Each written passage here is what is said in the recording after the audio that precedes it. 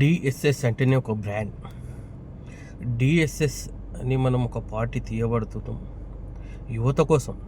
ఇప్పుడు వచ్చే యువత కోసం, వాళ్ళ భవిష్యత్తు కోసం ఆలోచించి డిఎస్ఎస్ అనే ఒక పార్టీని స్థాపించబడుతున్నాం.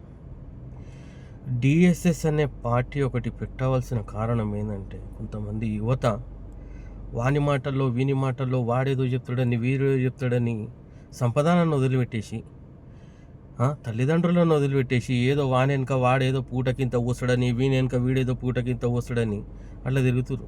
అట్లా తిరగొద్దని మనం ఒక పార్టీ తీస్తున్నాం యువత కోసమే, డిఎస్ఎస్ అని. అన్ని మతాలకు చెందిన జెండాలు కలిపి, అన్ని మతాలకు చెందిన కలర్లతోని ఒక జెండా ఆవిష్కారం అవుతుంది మనది. అది త్వరలో చెప్తాను. అదొక డేట్ ఉంది, ఆ డేట్ కల్లా ప్రకటిస్తాం మనం.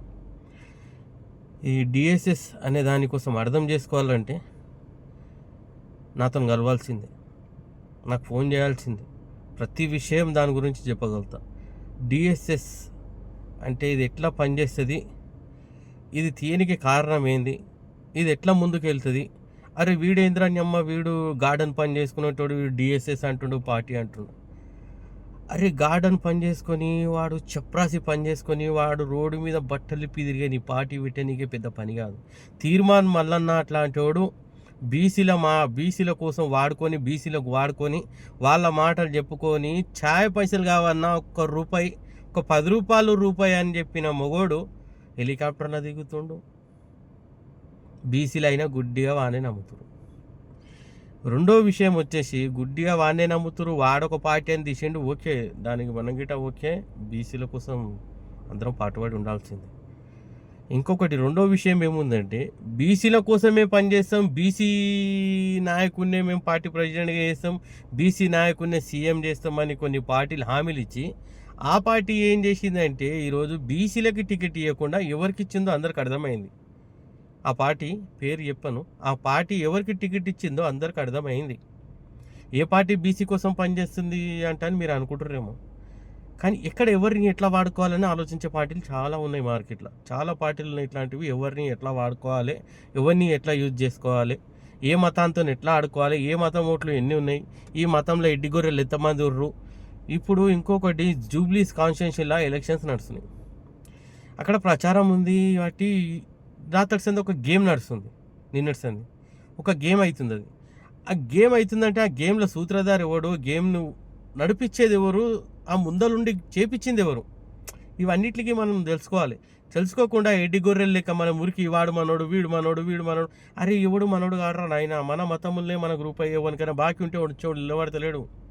ఇది కూడా ఆలోచించారు. ఎవడు వచ్చి మన ముందర ఇల్లవాడతలేడు, అరే ₹1 నేను కడతా అని చెప్పండి. వాని ఫ్యామిలీలో ప్రాబ్లం ఉంది, వానికి ఉండడానికి ఇల్లు లేదు, వానికి సపోర్ట్ చేయమని చెప్పండి. అవి చెయ్యరు. ఏదో మిమ్మల్ని వాడుకుంటారు, రెడ్డి గొర్రెలు కాబట్టి వాడుకుంటారు, మీరేమో వాడకానికి బలి పశువులు మీరు అయిపోతారు. వాడు ఏదో వాడుకుంటాడు, ఇయ్యకు రేపైనా బండారం బయట వాడుతుంది, ఇది ఎట్లయింది, ఏం కథ, ఏం సంగతి అని. ఇప్పుడు ఇంకొక ఆయన మొన్న ప్రచారంలో ఏమంటున్నాడు అంటే, వాడొక 200 కోట్లు ఇచ్చిండు, వీడొక 200 కోట్లు ఇచ్చినట్టు. అట్లాంటప్పుడు వేరే స్టేట్లో, అదర్ స్టేట్లో అక్కడ పోటీ చేస్తుర్రు, అదర్ స్టేట్లో ఎలక్షన్స్ నడుస్తున్నాయి కదా, అక్కడ ప్రచారం నడుస్తుంది కదా, అక్కడ మీరు ఎన్ని కోట్లు ఇచ్చారు అతనికి? మళ్ళీ ఆ మనిషి ఏడ పోటీ చేస్తే మీరే గెలుస్తారు కదా, ఆ మనిషి ఏడ పోటీ చేసినా మీరే గెలుస్తారు కదా, ఇదైతే వాస్తవాలు ఇది. కానీ పబ్లిక్ ఎడ్డి గొర్రెలు, ఇది చాలా త్వరలో అర్థమవుతుంది. డిఎస్ఎస్ అంటే దాని మీనింగ్ ఏంది, డిఎస్ఎస్ అంటేనే ఏందిరా నాయన అనేది అప్పుడు మీకు అర్థమవుతుంది. దీనికోసం ఒక నివేదిక రెడీ చేపిస్తున్నా. చెప్పలేం, కాలం కలిచేస్తే అన్నీ చేయగలుగుతాం. మొత్తం మీ చేతిలో ఉంది, మీరు ఎట్లా నిర్ణయించుకుంటే అట్లా జరుగుతుంది. కానీ ఒకటి ఆలోచించండి, వాడేదో చెప్పిండు, వీడేదో చెప్పిండు, వాడేదో రెచ్చగొట్టిండు. అరే వాడు రెచ్చగొడతాడు, రేపు పొద్దుగా నీకు ₹10 అవసరం అని పోయి చేజాపు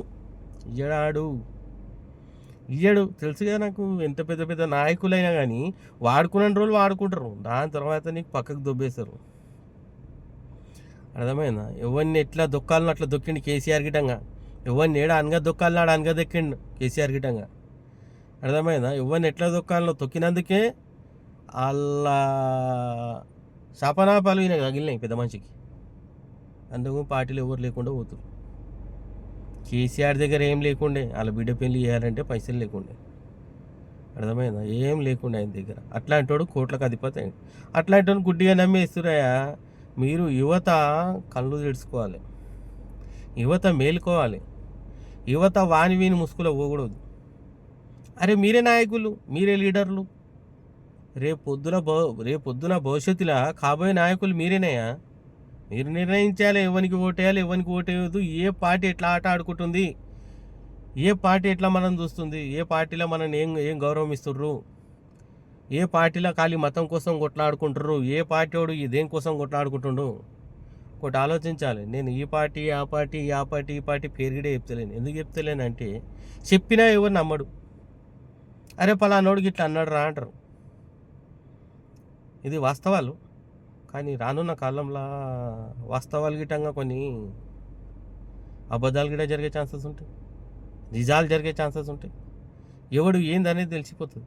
రాజకీయంలో ఎవరు ఎట్లున్నారు, ఇంట్లో ఎవరు ఎట్లున్నారు, అందులో ఎవరు ఎట్లు అన్నీ తెలిసిపోతాయి. ఇప్పుడు ఒక తాను ఎలక్షన్ అవుతుందంటే మైండ్ గేమ్ ఆడతారు కొంతమంది.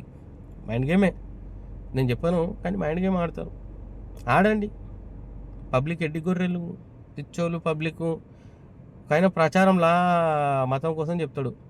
అరే నాయనా నువ్వు మతం కోసం చెప్పు, నేను కాదంటే లేను, దానికి ఓకే. నీవు ప్రజలకు ఏం చేస్తావు, ప్రజలకు ఏమి ఇవ్వాలనుకున్నావు, ప్రజలకు ఏం చేద్దాం అనుకున్నావు, ప్రజలు ఎడ్డిగొర్రెలు అనుకున్నావా, ప్రజలనేం పిచ్చోళ్ళు అనుకున్నావా? అరే వీళ్ళకి తెలివి లేదురా నాయన, చెప్పేటోడు చెవిటోడు అయితే తినేటోడు కన్నా తెలివి ఉండాలి కదా. అర్థమైంది కదా. ఇప్పుడు ప్రచారంకి వచ్చినావు, నామినేషన్ ఎన్నిక పోతున్నావు, నువ్వు మాట్లాడేది ఏం మాట, చెప్పాలేంది, హామీలు ఇవ్వాలేంది అది చెప్పు. దేనికోసం వచ్చినావు? హామీల మాట లేదు, నేను మీకు ఏం చేస్తా అనే మాట లేదు, అలా అర్థం లేదు. ఎనుకో పెద్ద మనిషి ఉండే నవ్వుతున్నాడు, ఆ పెద్ద మనిషిని ఏమో ఉత్తని పిలిచి అని ఎత్తి నొప్పి అవుతుందని చెప్పి. ఏదేమైనా కానీ ప్రజలకు ఏం చేస్తారు, వచ్చినాక ఏం చేస్తారు, రాకముదలకి ఏం చేస్తారు, ఒకవేళ మీరు రాకున్నా ఏం చేస్తారు వాళ్ళకి అన్న ఆలోచన కొంచెం ఉండాలి. ఇప్పుడు మధ్యలో ఓ పార్టీ వచ్చింది, ఓ పార్టీ 12 ఎకరాలల్లా ఒక్క 200 గజాలు 100 గజాల భూమి ఇవ్వలేకపోయింది గుడికి. ఒక పార్టీ, ఆ పార్టీకి ఉన్న సీఎం గిటంగా మన మనిషే. అరే వాళ్ళ మతానికే ఒక దేవత కోసము, ఒక అమ్మవారి గుడి కోసము ఒక్క 100 గజాల స్థలం ఇవ్వలేకపోయిండు. అదర్ క్యాస్ట్ వాళ్ళు అడిగితే 2 ఎకరాలు రాసిస్తాం. అమ్మవారి గుడికి ఒక గజం ఇవ్వలేకపోయాడు. ఎంత పోరాడినా, ఎంత కొట్లాడినా, ఏం చేసినా అట్లా చేసి. ఏ దానికైనా కానీ అందరినీ కలుపుకుపోయే మతం ఉండాలి. ఏ మతాన్ని కింద పరిచినట్టు చెప్పకూడదు.